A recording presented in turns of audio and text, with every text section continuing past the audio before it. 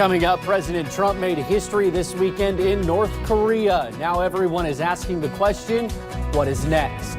We'll check in with some Democratic candidates for president who were on the campaign trail this weekend. And it was a big weekend for the remote area medical clinic in Southwest Virginia. We will have a recap. Dedicated to Eastern and Southern Kentucky, this is WYMT Mountain News This Morning.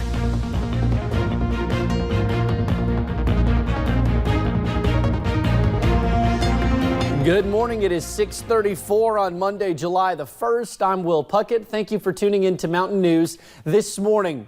Well, it's a foggy start to this July and to your work week, into the 4th of July week, but it's going to be pretty nice. So let's bring in Brandon this morning to get a breakdown of what to expect. Brandon, good morning. Good morning. And yes, it's going to be nice and hot is what it's going to be this week. But this morning, it's not so nice and foggy. Let's take a look across the region on the cameras there, and you can see over Whitesburg this morning, things again fogged in there.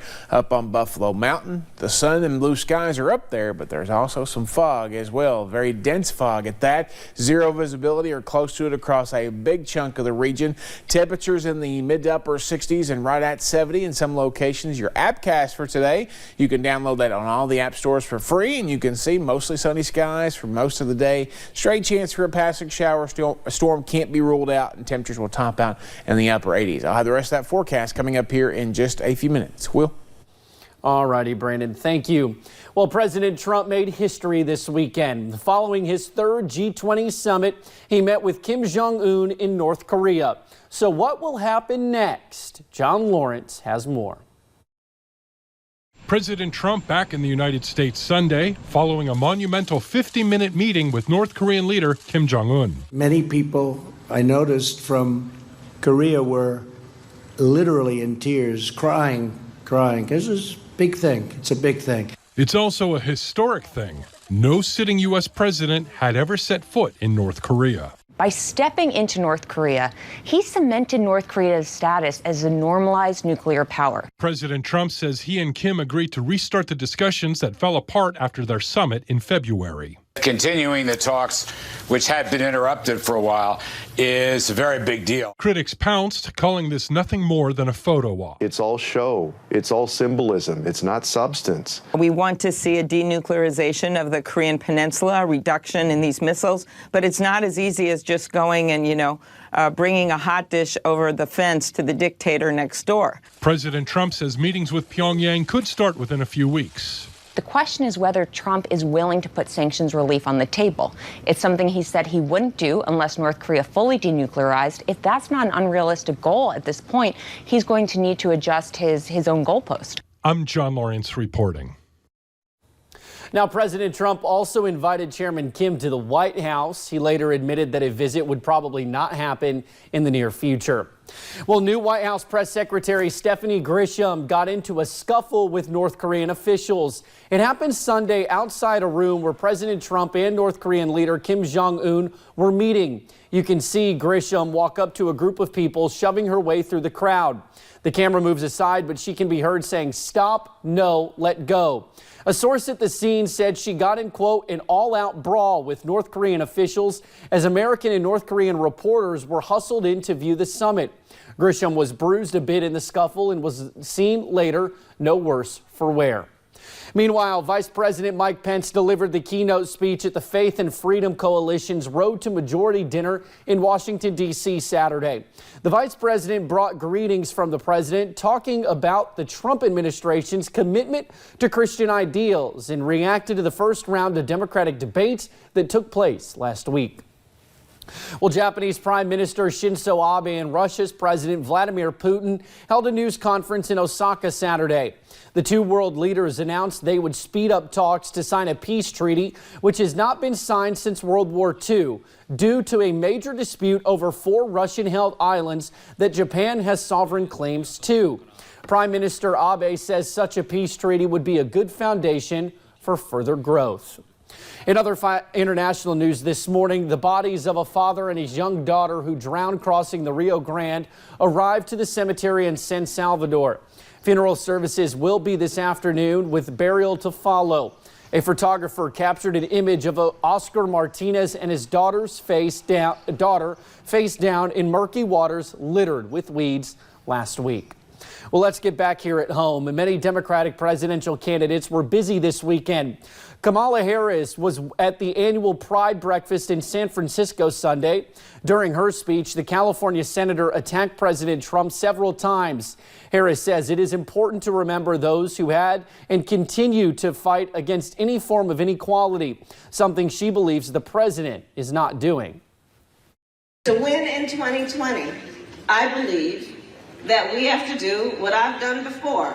We need to prosecute the case against 4 more years of Donald Trump. And I'm going to tell you, there's plenty of evidence. Just look at the rap sheet.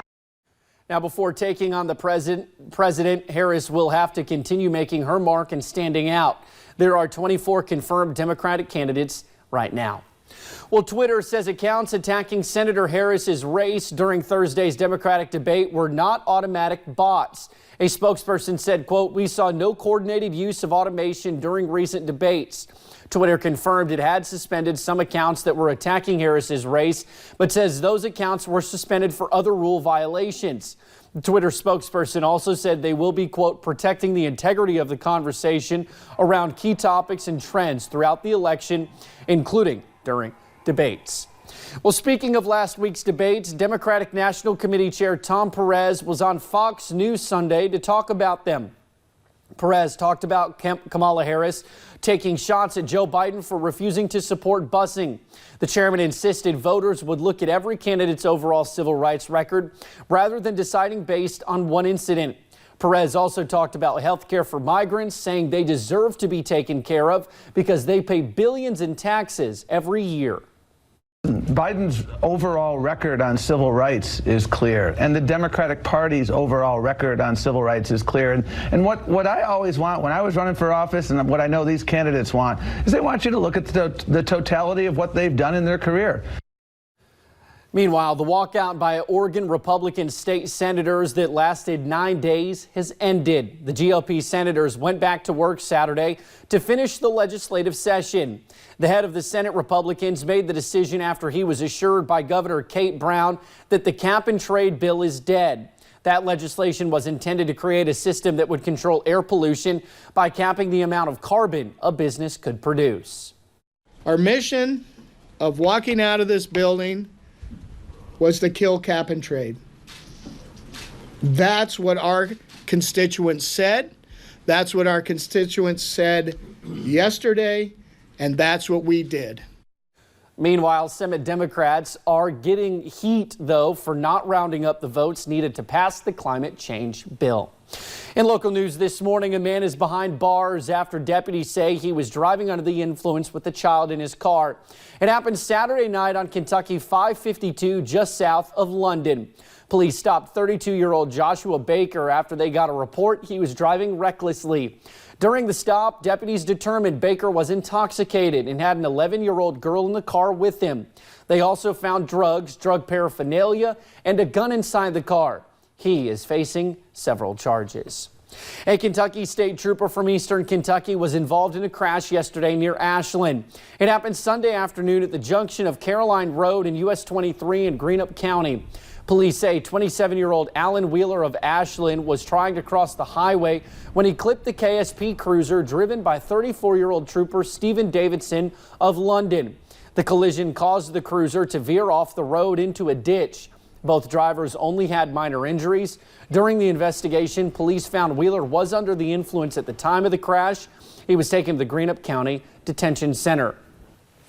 The 20th Wise County Remote Area Medical Clinic is in the books. RAM officials say in 3 days they treated more than 1,000 patients. You may just think patients are the only ones this program affects, but it is also about touching the lives of the 1,400 volunteers as well.